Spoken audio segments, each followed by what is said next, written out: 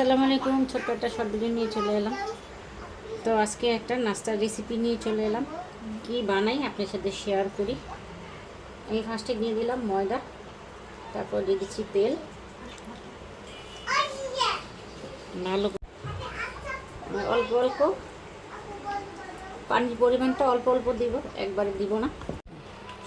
তো আমি অল্প অল্প পানি নিচ্ছিলাম আর ময়দাটা গোলাচ্ছিলাম। এই যে আমার আটাটা কিন্তু ছানা হয়ে গেছে। এই তো আমার ময়দাটা আমি এখানে 10 মিনিটের জন্য রেস্টে রাখবো। এটা গরুর গোস্ত, এটা আমি পেঁয়াজ কিপ করেছি, তারপরে গরুর গোস্ত কিপ করেছি। এটা আমি এখন রান্না করে নিব। হাঁড়ি বসাই দিলাম, তার উপর দিচ্ছি সামান্য তেল, তারপরে দিয়ে দিব সেই মাংসটা যেটা আমি কিমা করে রাখছিলাম।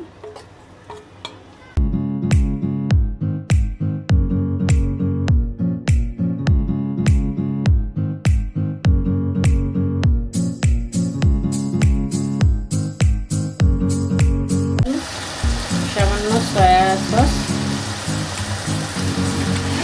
একটু কি লাগবে। 10 মিনিট পর চলে এলাম। আমার ময়দাটা কিন্তু খুব সুন্দর সেট হয়ে গেছে। আমি এই পর্যায়ে বানিয়ে নিব। আমি 3 ভাগে ভাগ করে নিয়েছি, 5টা একটা ভাগ নিয়েছি।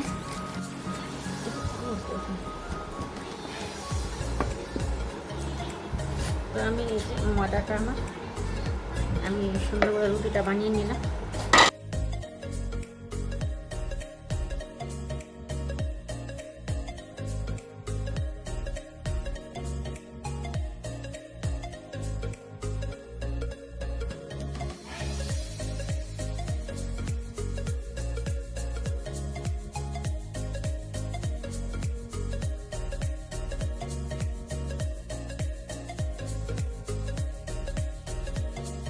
এইভাবে লম্বা লম্বা করে নিয়েছি, ভিতরে পুর দিয়ে সাইড দিয়ে একটু কেটে নিব।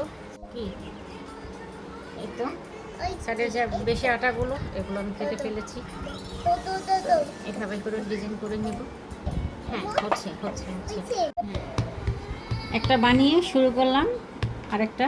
তো আমি এটা কিভাবে বানাই চলুন শুরু করি। কিভাবে বানাই,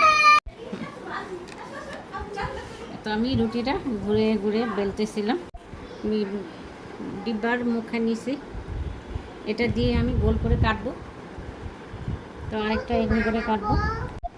আমি এই পর্যায়ে একটু গোল গোল বানিয়ে নিছি। এই পর্যায়ে গোস্তের পোরটা দিয়ে দিচ্ছি।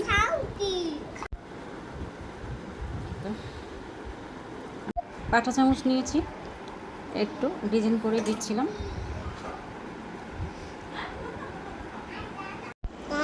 চলে এলাম সবগুলো পিঠাগুলো বানিয়ে, আর আমি একটু ডিজাইনও দিয়েছিলাম হালকা। আমার তেল গরম হয়ে গেছে, আমি একটা একটা করে পিঠাগুলো ছেড়ে দেখি হয়েছে কিনা। দেখো আমার মেয়ে কি বলে। তুমি দিবে? আচ্ছা, তেল গরম হয়ে গেছে, একটা একটা করে সব ছেড়ে দিবি। আর টিফিনে তো ওরা মজা করে খাবে, যেহেতু এটা গোস্ত আছে। আমি এই পর্যায়ে উল্টায় দিব। তো আরামে ঘরে বসে ভাজতেছি আর ফ্যানের বাতাস খাচ্ছি। মাল্টি কুকারে আসলে আরাম, রান্না করে ঘরে বসে রান্না করা যায়। এই হলো আমার নাস্তার লোক। তো এটা কিন্তু সস দিয়ে অনেক মজা। তো আমি একটা ভেঙে দেখাচ্ছি ভিতর থেকে কেমন হয়েছে। এই তো ভিতরে পুর ভরা, কামড়ে কামড়ে এটা টেস্ট পাওয়া যাবে, যেহেতু গোস্ত আছে ভিতরে। তো যদি আমার রেসিপিটা ভালো লাগে অবশ্যই ফলো করবেন, আর অবশ্যই একটা শেয়ার করে যাবেন। তো সবাই ভালো থাকবেন, আল্লাহ হাফেজ।